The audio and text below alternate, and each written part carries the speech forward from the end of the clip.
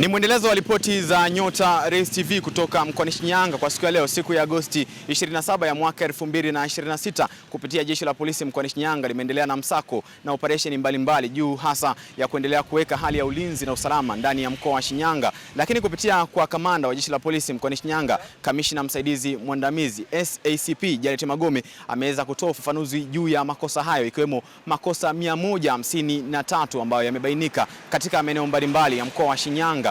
Lakini pia wahamiaji haramu wapatao 47 kutoka katika maeneo mbalimbali wameweza kukamatwa ndani ya mkoa wa Shinyanga ambao wameingia nchini bila ya kuwa na vibali halali. Na hapa kamanda wa jeshi la polisi anaeleza.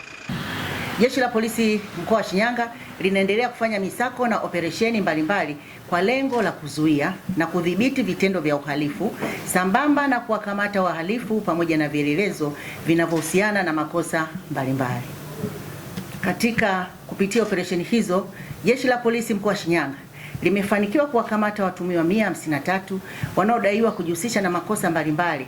Aidha, wahamiaji haramu 47 wamekamatwa katika maeneo tofauti ya mkoa wa Shinyanga kwa tuhuma za kuingia na kuishi nchini bila kuwa na vibali halisi.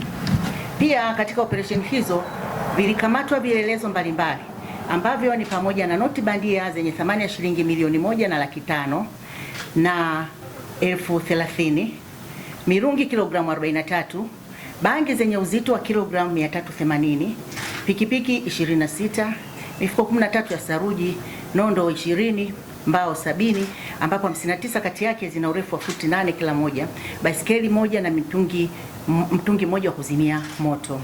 Kwa upande wa mafanikio ya kesi mahakamani, jumla ya washtakiwa 24 walipatikana na hatia na kuhukumiwa vifungo vya kuanzia miezi 4 hadi miaka 30 kwa makosa mbalimbali yakiwemo wizi, kujipatia fedha kwa njia ya udanganyifu, ubakaji pamoja na makosa mengine.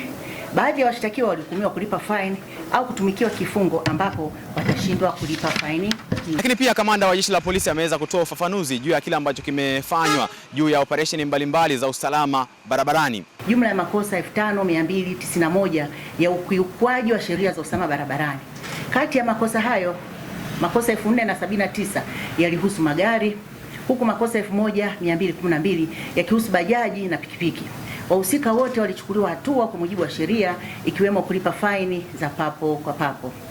Aidha, kwa kipindi cha miezi mitatu, madereva 6 walifungiwa leseni zao za udereva baada ya kubainika kuendesha magari kwa mwendo kasi wa kilomita 116 kwa saa. Sambamba na utekelezaji wa operesheni mbalimbali, jeshi la polisi mkoa wa Shinyanga limeendelea kutoa elimu kwa umma kupitia mikutano 448 iliyofanyika katika vituo vya redio, shule, vituo vya waendesha pikipiki, stendi za mabasi na minadani. Elimu hiyo ilihusu umuhimu wa jamii kushirikiana na jeshi la polisi katika kupinga vitendo vya ukatili wa kijinsia, kuimarisha ulinzi shirikishi, kuzingatia maadili ya vijana katika jamii, kuhimiza madereva wa vyombo vya moto kutii sheria za usalama barabarani pamoja na kutoa taarifa za uhalifu na wahalifu. Na hii ni Nyota Race TV kutoka mkoani Shinyanga. Jina langu ni Agostino Daudi.